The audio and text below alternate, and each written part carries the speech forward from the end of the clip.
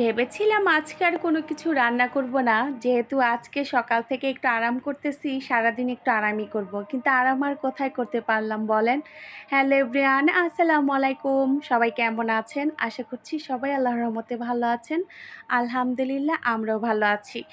যেহেতু আমি গতকাল লাউয়ের তরকারি রান্না করেছিলাম, সাথে ভর্তা করেছিলাম, অন্যান্য আরও একটু ভাজি করেছিলাম, অন্য ভর্তা তৈরি করেছিলাম।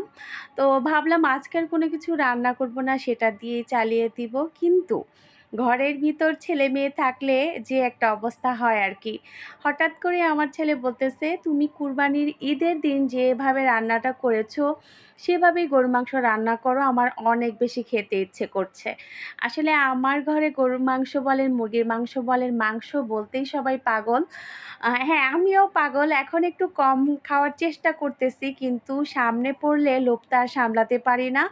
যাই হোক, ফ্রিজ থেকে ৫ কেজি গরুর মাংস বের করলাম। তারপরে আদা রসুন দেখলাম যে একদম শক্ত হয়ে আছে, সেগুলাকে বের করে পুঁতা দিয়ে ছেঁচে তারপরে রান্না বসিয়েছি। আর আজকে সকালবেলা যেহেতু আটা রুটি তৈরি করিনি, এর জন্য ঝামেলাটাও কম ছিল। আমি পাউরুটির মধ্যে ডিম দিয়ে ভেজে দিয়েছি ওদেরকে। সকালের নাস্তায় আমরা এটাই খেয়েছিলাম। তো ভাবলাম, তো গতকাল যেহেতু তরকারিগুলো রয়েছে, অন্যান্য কাজগুলো করে ফেলি। এদিক দিয়ে সকাল থেকে কিন্তু অনেক কাপড় ধুয়ে দিয়েছিলাম, সেগুলো অলরেডি শুকিয়ে গিয়েছে, নিয়ে আসছি। তো ঘরটার মধ্যেও বিছানার চাদরটা বিছিয়ে দিলাম। আর একটু পর আমার ছেলে এসে জিজ্ঞেস করতেছে, আম্মু মাংস হইছে? মাংস হইছে? তো মাংস তো অলরেডি আমি মাখিয়ে বসিয়ে দিয়েছি। তো গরুর মাংস হতে তো একটু সময় লাগে আর কি। যখন জিরা গুঁড়ার ডিব্বা বের করলাম, তখন দেখি আমার জিরা গুঁড়া শেষ হয়ে গিয়েছে। তো জিরা বের করে তারপরে আবার ভেজে ব্লেন্ডারে করে নিলাম। আর এদিক দিয়ে আমার মনে হচ্ছে ওর মাংসটা এখন হয়ে গিয়েছে। আর সবশেষে আমি জিরা গুঁড়া দিয়ে দেই আর কি মাংসর মধ্যে।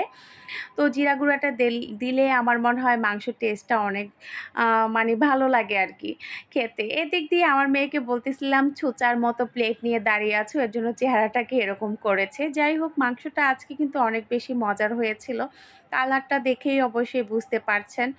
তো আমি আর আমার মেয়ে এখানে মাংস সুন্দর করে খেয়ে নিচ্ছিলাম। আর এতটা সফট হইছে, ঠিক ঈদের দিন আমি যেরকম করে রান্না করেছিলাম সেরকমই মজা হয়েছে।